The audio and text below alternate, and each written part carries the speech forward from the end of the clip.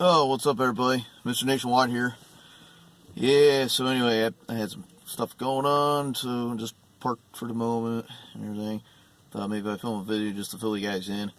Yeah, so I still haven't found out why that railroad crossing traffic lights been malfunctioning.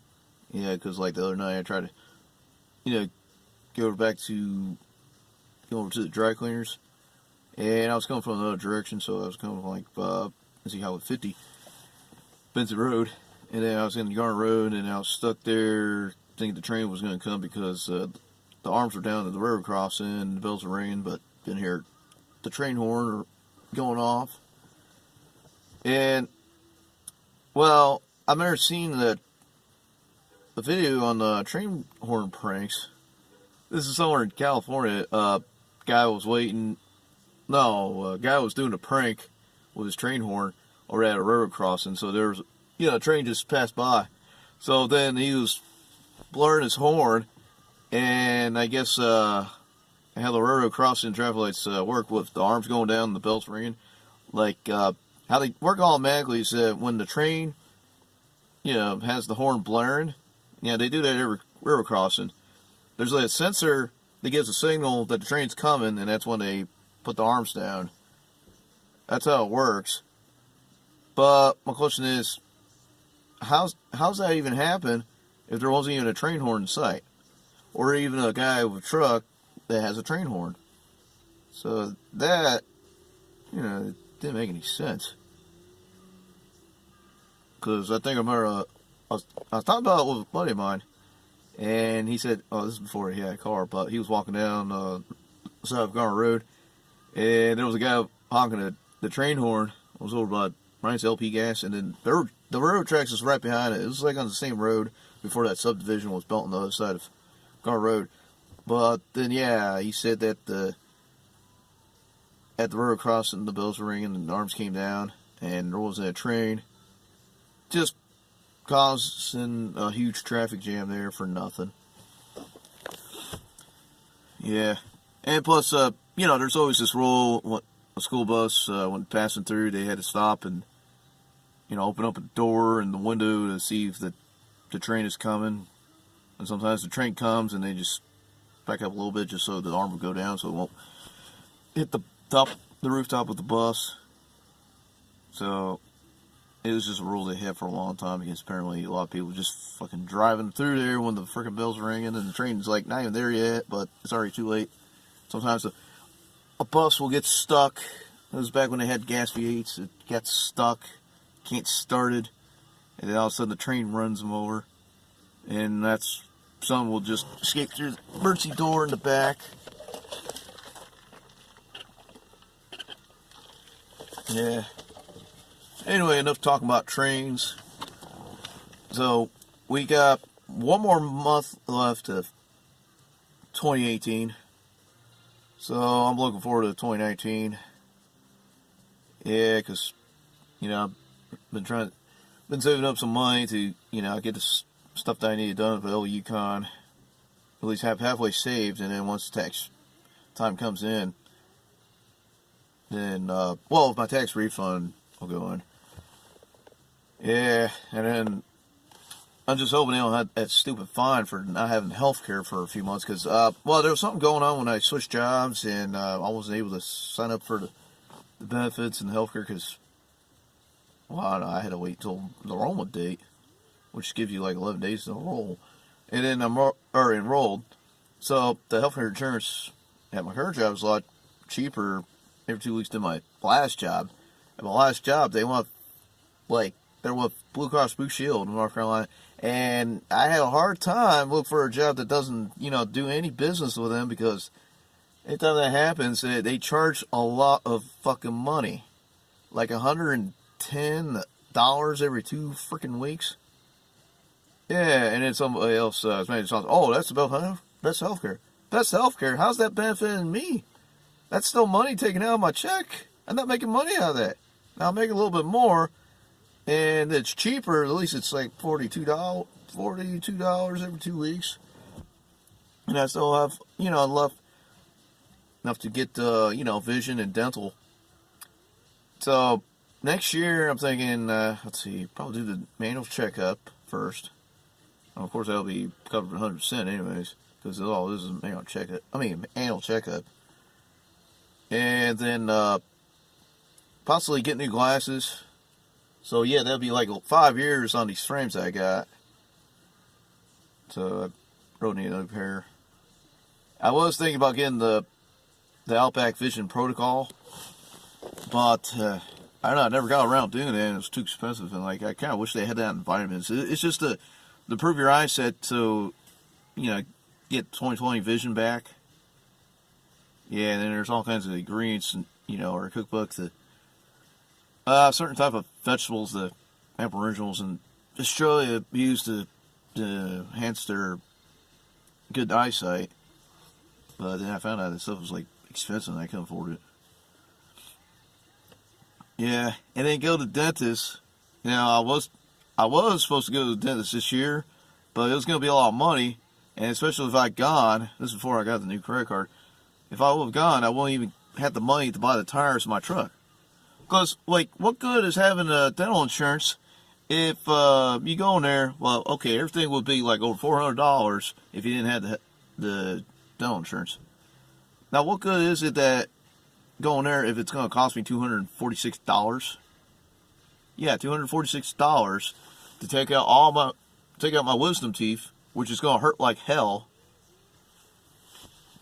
I was supposed to have that moved a long time ago, but at that time I didn't have money for dental insurance, so that's why it took so freaking long. I'm not going to say what years.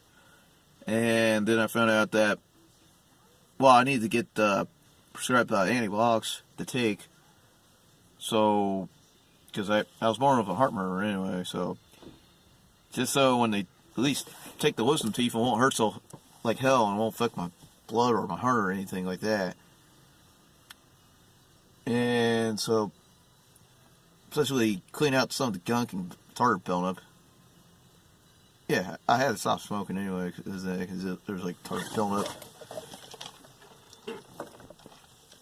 Yeah, and there's another reason I don't shoot tobacco anyway, because now they said like either mouth cancer or tooth loss.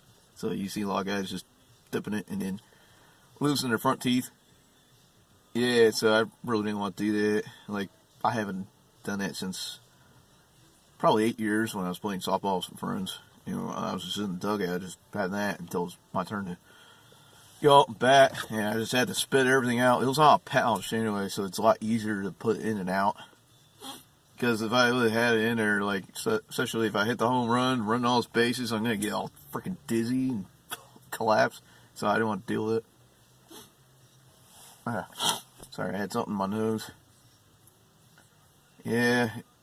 Well, anyway, my plans for Yukon next year, after getting the stuff situated with this, though, but by then I'll have my credit card paid off. It's not a whole lot, though. I'm just paying off little by little, because it took me years to get a damn credit card.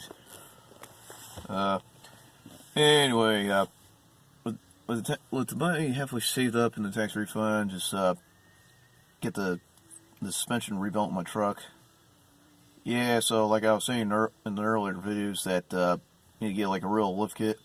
So there's the cheapest one I found was a 2-inch lift kit from Rough Country. So it comes out to $624. And actually, it's not a bad price for a 2-inch, really, because I can't find anything else. And that's probably what I could afford. And so it's 2-inch kit. Now, a lot of times, the guys with the Chevy trucks with the IFS, they crank up the bolts on the torsion keys. And there's like a cross motor for that.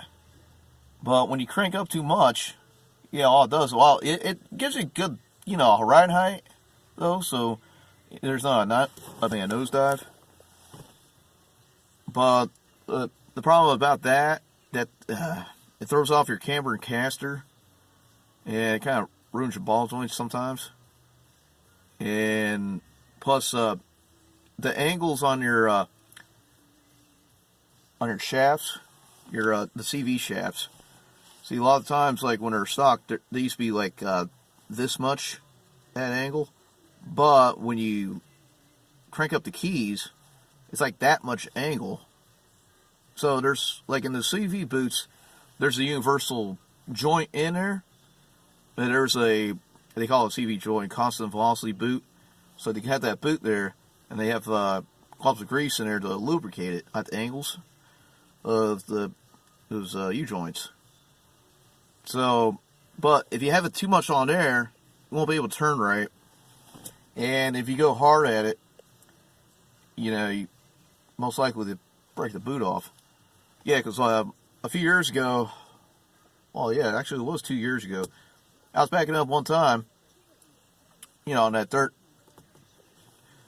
driveway next to the concrete driveway. So I was backing up on it, and someone had the wheels are spinning in reverse, and I don't want to be spinning uphill on reverse, so I just put in 4-wheel drive.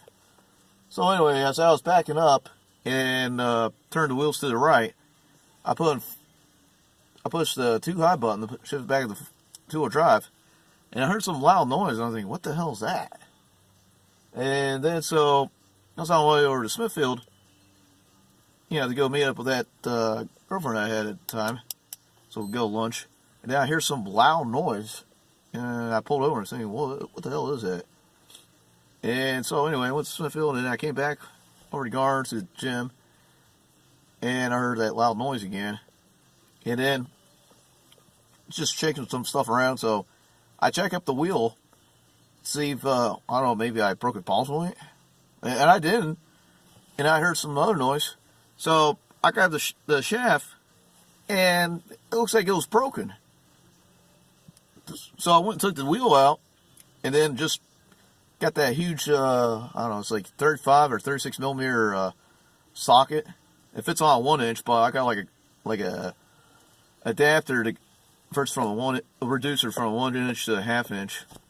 With the impact, I got that off, and then I got those other 6 bolts holding the side of the axle of that shaft. And so it turns out that shaft was broken, and it was one I had replaced back in 2015. So I had that replaced, just that one shaft. Yeah, and then, well, I had done this whole, I was working at Just Tires. I was at a different location because the location I worked at was too far, so I wasn't going to go there on my day off. And this one's close by. They said I needed new ball joints. And I replaced those upper control arms that had those ball joints. And those ball joints, well, the upper ball joints, I thought maybe, it's like bolts. It's bolt on. They removed the bolts there to put the new ball joint in. Well, those were like pressed on rivets. So you use like a hammer drill to, remove them. And it turns out you weren't even supposed to. Like once that ball joint went bad, you had to replace the whole upper control arm. So it's like I was being ripped off. I was working at the other shop at the time. Because, well, it was back almost a year ago when me and Storm Maverick were stuck over by Old Sage Road, and the bolts broke off on the new ball joint that's been replaced. The other one on the passenger side wheel, that's alright, but the one on the driver's side wheel, the freaking bolts on the ball joint broke because, it seems like the tech who was working on it didn't tighten up the freaking bolts. See, I don't work on ball joints and change them out because it's just really difficult, and I don't even have the tools for it. So that's why I paid somebody some good money to replace it. So, and then when I have it taken out of the shop, they say I need lower ball joints and then new upper control arms with the new ball joints and all this other shit. And well, couldn't they just put like the rough country upper control arms that had like the special, pivot angle and with the Preston ball joints? And they weren't going to do that. And I got fucking pissed off. Like, the truck's still driving, but it's just that once the wheels fully compress and then decompress, there's like too much freaking, I don't know, the upper control arms is like hitting this notch that sticks out of the frame, and there's no bump stop there. Yeah, so and it's impossible to get a line because I put the bolts in the wrong freaking way on that passenger side upper control arm. It didn't really have as much camber anyway, especially with the big tires. It can make it look like that it's straight, but still, I need to get that situated. And yeah, so what I'm gonna do, once I get that money there, let's see, get that lift kit. Well, just buy the kit first, not gonna install it the same day, and use the credit card and then pay that balance off fast. And then get those lower ball joints replaced. I had them replaced at Best Tires of Raleigh. It was back in summer of 2015, but it took so fucking long. Yeah. And then the alignment just wasn't right. Yeah, get that stuff replaced. And maybe get like new sway bar links and new tie rod ends. Yeah, I already got lift kit blocks there. Well, yeah, so whoever put that leveling kit in, it wasn't even a real leveling kit. It's just somebody just freaking turned the keys to crank them up really high, and then put to where you need 2-inch lift kit blocks on the leaf springs and the rear axle. So what they should have done is replace and put bigger torsion keys, but they did not do that. They don't even look like it's aftermarket. It looks like it's the factory torsion keys. So I'm going to explain the list of parts that 2-inch lift kit consists of. Okay, there's a differential drop bracket. So yeah, you had to move the differential out of the way to do some trim. But while you do that, there's a bracket that goes on there and it's pushing it. So you lower the differential, so that way, like I said, the CV shaft's angle. So instead of having it this much, at a tiny angle, it'll go down just a tiny bit, which is good, especially for his CV joints in there. Then let's see, there's shock spacers. It comes with shock disorder, so yeah, why not get them all replaced? Because I had those Pro-Comp shocks, and they're so good. I just probably use them as spare parts in case the other ones go bad. Yeah, so get those replaced. Okay, so there's shock spacers. Oh, the upper control arms. They're special upper control arms. It's not going to be the stock ones that don't have much of an angle. So I'm guessing the upper control arms that's offered in the package, it's going to stick out a little bit longer than, probably a little bit bigger than your stock upper control arms. And it has a pressed in upper ball joint instead of a bolt on. So, well, yeah, and probably, let's see, ball joints. Well, yeah, those ball joints will last longer, though. So, after that's getting done, might need new tires, because those tires are getting worn out. Yeah, see, that's what happens when you daily drive a lifted truck that has the mud train tires. I mean, ever since I got this truck now, so I'm just driving down Yukon like twice a week on Wednesdays and Saturdays. Yeah, so wouldn't have to wear out. But I've been cross-rotating the tires, so it wears out evenly. But it's been since January of this year since I rotated the tires. No, I take that back. It's been since April. December. It's been almost a year since I rotated those tires. Because when I did the rotation at the same time, I took the center caps off of the wheels because they're starting to rust. Oh, actually, that's another thing. Like, I need new lug nuts. I already got the lug nuts. They stick out a little bit longer. They stick out about longer than my thumb. Those are the only ones that stick out about that much on my pinky finger, where it bends at, underneath the nail side. They're rusted and they're too damn short. There's like a little pocket that the Acorn lug nuts seat at. And I guess those goofs at Just Tires, they fucking, when they're rotating the tires, I guess they didn't use that special thin wall socket that had like a plastic on the outside of it, so that way it won't scratch up the center caps. The center caps got scratched up on the sides all over, on 6 of the sides, and especially with the lug nut that sticks out halfway. The socket's like halfway out, halfway in on that socket. Now the longer sockets, it'll fit the whole deep hole socket. So what it did is just scratch it up since it didn't stick out as far as enough. Yeah, and I was thinking they should have used the extension too. I guess they didn't.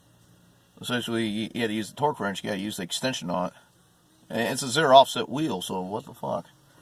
So, I found some good, center caps. They're chrome. They'll fit. They're like the same size as the old ones. But they'll fit. And they're cheaper than what I saw on eBay. And Jegs, well, for 4 of those, they want like $43 with free shipping, so that's not bad. So I'll get that probably next paycheck. And then, once I get those, and then I just fucking do the shop, my day off, just to rotate those tires at the same time, put those new center caps on, and then the new lug nuts. And that should be good. Yeah, after getting that lift kit, yeah, get some tires. Yeah.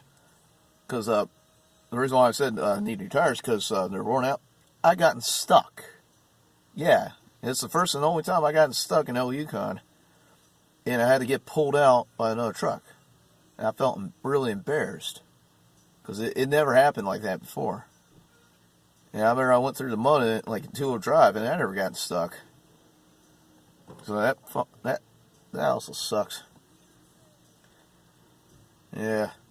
So anyway, this is about just the plans that I got for Yukon for next year, and other stuff like my health, of course, and then dental and vision. Just get that improved, for 2019. And then especially in October of 2019, it'll be 10 years I've been on YouTube. I kind of wish I, had 1,000 subscribers. At least get that YouTube play button. Yeah. So I'll do anything I can to get more subscribers. I may have to probably make a Facebook fan page, Nationwide Entertainment, just to get more people to join.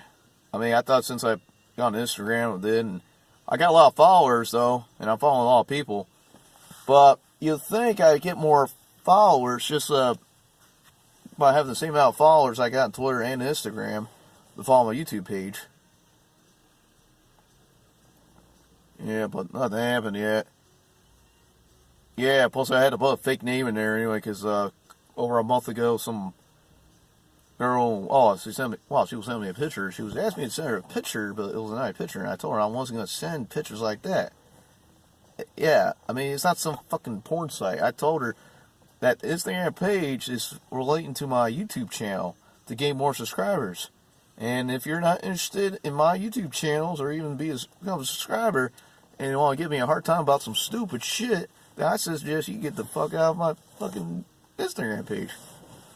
Well, of course, she was being stupid anyway and trying to get my number, and I ended up blocking her.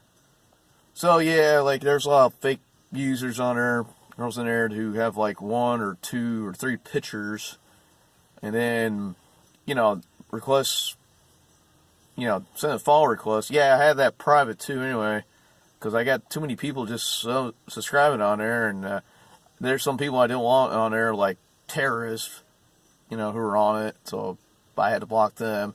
And these people with the get-rich-quick schemes and loans and all that other shit, come on, I'm not going to subscribe to you. So, put it in private, I can decide who I want there or not. So, the people I didn't want in there, I just decline the request and then maybe block, and then the other ones I want in there, that's it, hit accept and then follow them back. Yeah, so anyway, when those fake users send me the follow request, and as soon as I accept, because maybe they have enough pictures on there, well, it's like they have too much time in their hands waiting for me to accept the request or waiting for me to send a message. So they automatically send a message and saying hello and all this other stuff, but they don't put a whole lot of information. Why not just wait a couple more days after I accept the request? So it's because what it is that when a guy's stupid enough to reply back, and they're starting talking, then these girls just send a freaking link to a website, to some sexual encounter website, to get money. And then there are another ones about these verified websites and shit, just to send all kinds of spam, just so they steal your identity. You know, the websites that require a credit card number. That's all it is. It's just fucking scams. And, of course, the same thing happens on Twitter, but not as much. So, well, anyway, this will be all for right now. So, we'll come back to the next exciting episode of Mr. Nationwide Entertainment. Alright, later.